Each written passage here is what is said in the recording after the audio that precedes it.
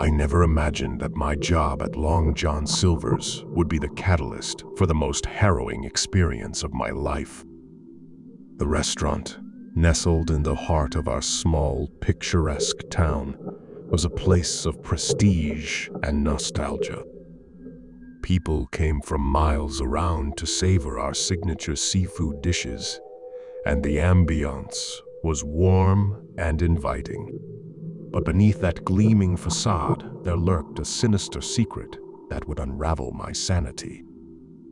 I had been working there for 3 years, scraping by as a part-time employee, biding my time until I could escape to college. The job was mundane, the hours were long, but it paid the bills. My role mainly involved maintaining the dining area, ensuring the tables were clean and the silverware polished to perfection. It was a monotonous routine until the day Mr. Blackwood walked through our doors. Mr. Blackwood was a stranger to our town. Tall and imposing, he had the air of a man used to getting his way. His dark suit seemed out of place in our laid-back establishment, and his eyes bore into me as if he were sizing me up for something more sinister than seafood. He requested a table for one, choosing a corner booth that afforded him a clear view of the entire restaurant. As I went about my duties, I couldn't help but feel his eyes on me, a sense of unease settling deep in my gut.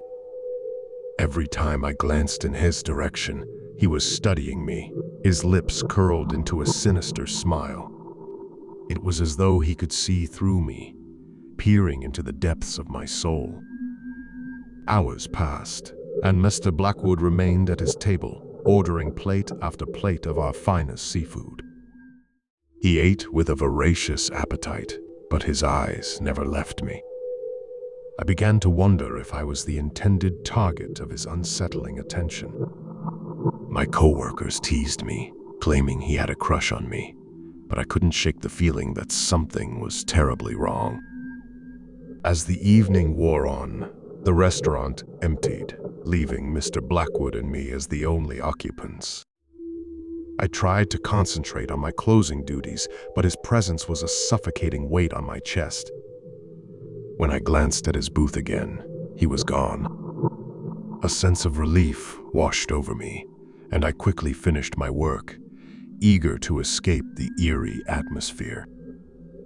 Just as I was about to lock the doors, a shiver ran down my spine. Mr. Blackwood stood at the entrance, his gaze fixed on me. I swallowed hard, my heart pounding in my chest. He approached me, his voice low and filled with a menacing undertone. "I've been watching you," he whispered, his breath cold against my ear. "You have something I need." My mind raced, and I stumbled backward, my eyes darting around for help. But the restaurant was empty, and my coworkers had already left. I was alone with this stranger, a growing sense of dread consuming me. "What do you want?" I stammered, my voice barely audible. He smiled, revealing rows of sharp, gleaming teeth. "I want the Silver Platter," he hissed. I had heard rumors about the Silver Platter, a legendary artifact rumored to grant untold power and wealth to its possessor. It was said to be hidden somewhere in the restaurant, a secret passed down through generations of employees. I had always dismissed it as a silly superstition, but now, faced with this menacing stranger, I realized that the Silver Platter was more than a mere legend. "I don't know what you're talking about," I reply, my voice trembling. Mr. Blackwood's smile faded, and his eyes hardened. He reached into his coat pocket and pulled out a gleaming silver knife. Panic coursed through my veins as he advanced toward me, the blade glinting in the dim light of the restaurant. "I suggest you tell me where it is," he said, his voice low and deadly, "or things will get very ugly for you." With no other choice, I slice him to the back of the restaurant, where the kitchen was located. He followed me, his presence like a dark shadow. The kitchen was deserted, the stainless steel surfaces gleaming under the fluorescent lights. I pointed to a large, ornate cabinet in the corner. "It's in there," I said, my voice shaking. Mr. Blackwood approached the cabinet and opened it, revealing the silver platter. It was a breathtaking sight, an intricately engraved silver platter with a shimmering blue gem in the center. The gem seemed to pulsate with an otherworldly light, casting eerie shadows around the room. He reached for the platter, but as soon as his fingers brushed the gem, a deafening alarm blared throughout the restaurant. Panic set in, and I bolted for the exit, leaving Mr. Blackwood behind.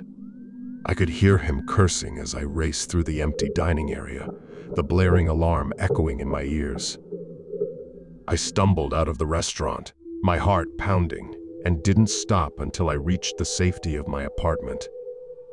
I knew I had narrowly escaped something horrific, but I couldn't shake the feeling that Mr. Blackwood would come looking for me. Days turned into weeks, and I lived in constant fear, constantly looking over my shoulder. The restaurant had closed indefinitely after the incident, and I had lost my job. I couldn't bring myself to tell anyone about what had happened, fearing that Mr. Blackwood would return and finish what he had started. Then, one fateful night, as I lay in bed, a shadow passed over my window. I froze, my heart in my throat, as the silhouette of a tall, menacing figure appeared. It was him, Mr. Blackwood. He had found me. He entered my apartment with ease, his eyes filled with a malevolent hunger. I pleaded with him and telling him I didn't know where the silver platter was, that I had no information that could help him. But he didn't listen. Instead, he drew the same gleaming knife and advanced toward me.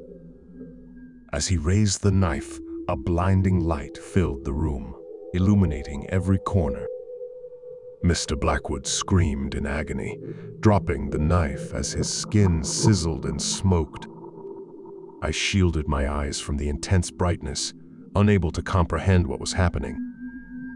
And then, as quickly as it had appeared, the light vanished, leaving Mr. Blackwood writhing in pain on the floor. I scrambled away from him, my heart pounding. But he was no longer a threat. The silver platter had protected me. I watched in horror as Mr. Blackwood's body contorted and twisted, his screams growing more and more inhuman. His form seemed to melt away, dissolving into a swirling black mist that dissipated into the night.